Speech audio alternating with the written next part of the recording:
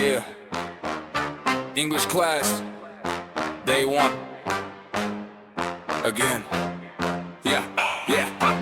Otvorím zošit, sotva dýcham. Už ma pero poznámky píše rýchlejšie než stíham. Pozriem z okna poznámka, neviem slovo poznámka. Kichnem potichu, boom, ďalšia poznámka. Stand up, speak, hlas sa mi trasie.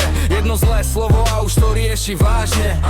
Gramatika tvrdšia než betón. V triade ticho, stres, level, no. Zlá angličtinárka, poznámky za všetko. Za pohľad, za dých, za ticho aj za gesto. Yes, alebo yes, zle si vybral tón. Ďalšia poznámka padá, jak by do slúchadiel von.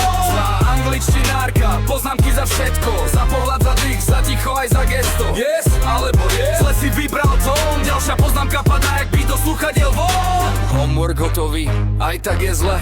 Prečo nie je viac? Vážne, čo ešte chceš, ne? Akcent vraj slabý, slovo vraj zlé. Aj Google Translate by sa potil dnes. Why you late? Už mal delay, nezaujíma, píše si date. Trada jak súd, ona sudca.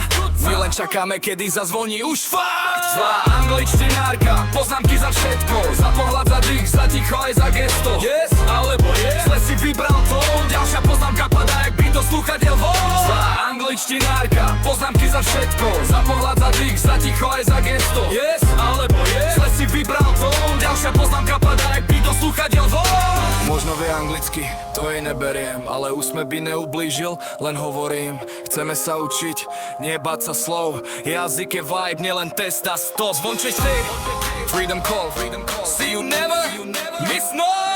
Zlá angličtinárka, poznámky za všetko. Za pohľad, za dých, za ticho aj za gesto. Yes, alebo yes, zle si vybral tón. Ďalšia poznámka padá, jak by do slúchadiel von. Zlá angličtinárka, poznámky za všetko. Za pohľad, za dých, za ticho aj za gesto. Yes, alebo yes, zle si vybral tón. Ďalšia poznámka padá, jak by do slúchadiel von.